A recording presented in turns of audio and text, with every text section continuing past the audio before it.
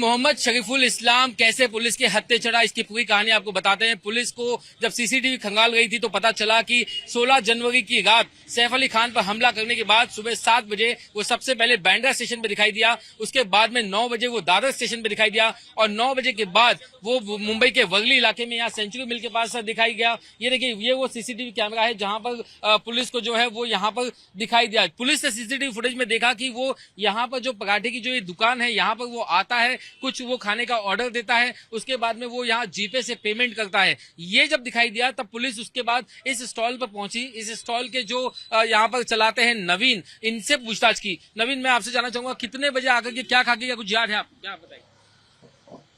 आया था कुछ 10:30 से 11 के बीच में आसपास आया था। 16 तारीख को सुबह? हाँ, 16 तारीख। और कितना पेमेंट किया होगा कुछ याद है? नहीं सर, उतना याद नहीं है। तो पुलिस ने क्या पूछा आपसे?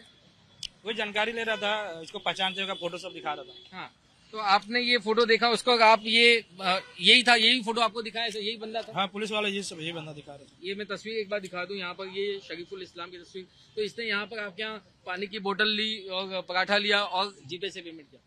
पेमेंट कैसे किया पता नहीं सर, हमें तो उतना ये नहीं ध्यान है। क्या क्या डिटेल लिया उन्होंने? हाँ, पेमेंट किया, ऑनलाइन का पेमेंट का सारे डिटेल लिया। कितने बजे से कितने बजे तक का? 10 से 12 बजे तक वो मोबाइल से जमा था उनके पास, सारी चीज डिटेल। जी, मैं आपको एक बार बता दूं कि जो ये स्कैनर था, चूंकि आमतौर पर ये सारे पेमेंट जीपे के थ्रू लेते हैं, इसके लिए पुलिस ने यहाँ पर आने के बाद सुबह 10 बजे से लेकर के 12 बजे के बीच में जितने पेमेंट्स हुए थे उसकी जानकारी ली। उसमें एक नंबर जो इन्हें सस्पेक्ट नजर आया और जब उस नंबर को ट्रैक किया गया तब जाकर के शरीफुल इस्लाम की जो दूसरी लोकेशन है वो पता चली और आखिरकार जो है वो थाने में पाया गया और उसके बाद में थाने में उसको धर दबोचा। इस तरीके से जो उसकी पूरी गिरफ्तारी हुई। सैफ अली खान पे हमला करने वाला बांग्लादेशी हमलावर मुंबई के वर्ली इलाके में रहता था और वर्ली के कोलीवाड़ा इलाके में उसकी तलाश में पड़ताल में टाइम्स ऑफ नवभारत की जो टीम है वो वर्ली के कोलीवाड़ा इलाके में आ गई है। ये जनता कॉलोनी की सकरी गलियां हैं, इसी सकरी गलियों में जो है इस हमलावर का जो शरीफुल मोहम्मद जिसका नाम बताया जा रहा है वो यहाँ पर किराए के मकान में रहता था। ये देखिए, छोटी छोटी पतली गलियां हैं मुंबई के वर्ली में कोलीवाड़ा के पास जनता कॉलोनी की, और यहाँ पर हम उसके घर को तलाश रहे हैं। एक राज नारायण प्रजापति नाम का जो शख्स है, उस शख्स के मकान में वो किराए से रह रहा था। साथ में वीरेंद्र यादव नाम का एक शख्स और उसके साथ उस कमरे में रहता था, जो कमरा जो है शेयर करता था। यहाँ पर इसी गलियों में वो रहता था। ये राज नारायण प्रजापति का घर कहाँ पर, कुछ पता? किस तरफ? प्रजापति ये जहाँ पे वो पुलिस आई थी पूछताछ के लिए, कोई यही कहीं है? गली में सामने। हाँ, अंदर। तो सामने ये देखिए, यहाँ पर ये एक छोटी सी गली है। ये इस गली में अगर एक आदमी का भी इस वक्त अंदर जाना जो है काफी मुश्किल है, और इसी गलियों में वो छुप करके रहता था, अपनी पहचान बदल के रहता था। यहाँ पर प्रजापति इनका घर कौन सा है? ये सामने, ये, हाँ ये देखिए, ये है कमरा नंबर 122, राज नारायण प्रजापति। यही वो मकान है जिसमें ये शरीफुल मोहम्मद यहाँ पर रहता था। बांग्लादेशी जो है अपना नाम बदल करके छिपक करके रहता था। 7x7 का एक छोटा सा ये मकान है। किराया जो है यहाँ का तकरीबन 6 से 7 हजार रुपए है, जबकि वो 2 लोग रहते थे, किराया जो शेयर करते थे। पांडे नाम का जो एक कॉन्ट्रैक्टर था, उसी ने उसको ये मकान दिलाया था, उसी ने मुलाकात प्रजापति से करवाई थी। यहाँ पर मुंबई पुलिस और क्राइम ब्रांच की टीम ने आकर के पूछताछ की है। फिलहाल इस वक्त यहाँ पर दरवाजा जो है वो बंद है, ताला लगा है।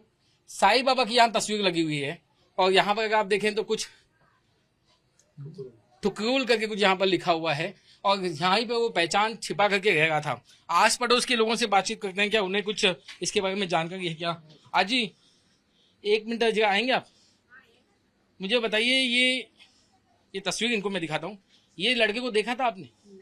मला काय आता माझं ऑपरेशन झालं डोळ्यांचं, तर मला माणूस, माझा स्वतःचा माणूस मला ओळखत नाही। पुलिस आलेले थे? पुलिस आई थी? आलेली। कभी?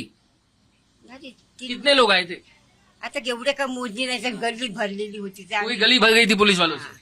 क्या पूछताछ करके गए यहाँ? हाँ, गेले। अच्छा, विचारपूस करून गेले। अच्छा, ठीक है। क्या आपने कभी किसी को, आपको डाउट हुआ कि यहाँ पे कोई ऐसा बांग्लादेशी रहता है? आता तो भाड्याने राहतोय, त्याचा धंदा आहे, त्याच्याकडे माणसं कामाला आहेत, ती कोण येतात, आम्ही कशाला इन्क्वायरी करणार? सही बात है। ये कह रहे हैं कि इनका कोई बिजनेस है, वहां पे कुछ लड़के जो है वो रखते हैं किराए पे। कौन किसको रखता है, कब आते जाते हैं, वो मराठी में बता रही थी कि वो नहीं जानते। यहाँ पर कुछ और भी लोग हैं, उनसे भी मैं बातचीत करने की कोशिश करता हूँ, यहाँ पर पता करने की कोशिश करता हूँ जो आस पड़ोस के लोग हैं। भाई साहब, भाई साहब, मैं टाइम्स ऑफ नौबत से आया हूँ, खाली 1 मिनट बात करना था। ये इस गली में कभी कोई पुलिस वाले आए थे अभी 1-2 दिन में इस बंदे के लिए तलाश में? 2 दिन पहले आया था। अच्छा, पुलिस वाले आए थे? पुलिस वाले क्या पता चला आप लोगों को? सादे ड्रेस पर आए थे वो हम्म। मालूम नहीं था हमको। ये शख्स को आप लोगों ने देखा होगा कभी कभार? नहीं, उसको उनको कभी देखा नहीं। अच्छा, लेकिन यहाँ पे क्या किराए से रहते हैं ये लोग? हाँ, किराए से रहते हैं। भाड़े का घर? भाड़े का घर है। क्या कितना बड़ा मकान है उनका भी? इतना ही बड़ा? छोटा ही है, ऐसे ही है? ऐसा ही है। मैं दिखा सकता हूँ?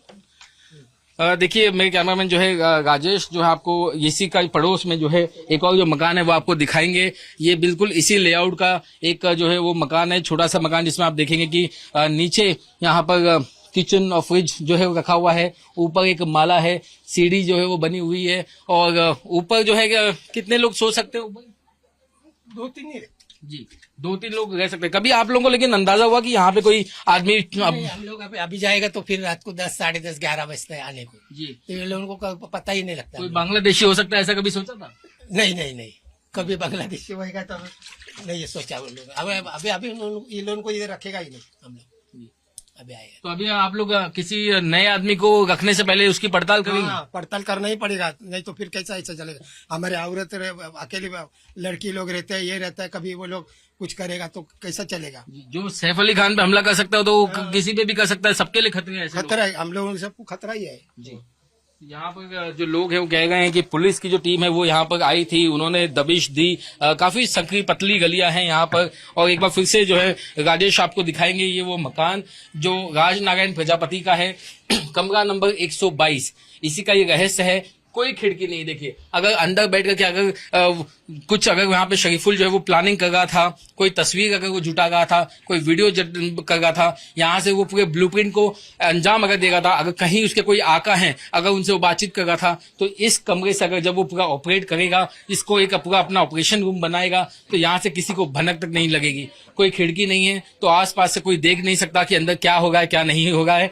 आवाज जो है वो बाहर आती नहीं। ये लोग कब निकलते थे, कब जाते थे, कब आते थे, ये आसपास के लोगों तक को पता नहीं चलता था। क्या ये इतने ही एकदम गुपचुप तरीके से काम करता था, इतने सीक्रेट तरीके से काम करता था कि आसपास के लोगों को पता भी नहीं चलता था कि ये कब आया कब नहीं आया। शायद ही किसी ने जो इसको देखा, और जब कुछ लोगों ने देखा तो ये तस्वीर को उन्होंने पहचाना, और तस्वीर के जरिए उन्होंने पुलिस को बताया कि ये जो शरीफुल मोहम्मद नाम का जो शख्स है वो यहीं पर रहता था। टाइम्स नाउ नेटवर्क पर आप जो ये खास तस्वीर देख रहे हैं इस कमरा नंबर 122 की, और यही वो रहस्य है कमरा नंबर 122 का, जहां से पुलिस को बहुत ज्यादा लीड्स मिलने के, कई सारे अहम सुराग मिलने की उम्मीद है कि क्या यहीं से सैफ अली खान के घर में चोरी या फिर उन पर हमले की साजिश रची गई या नहीं।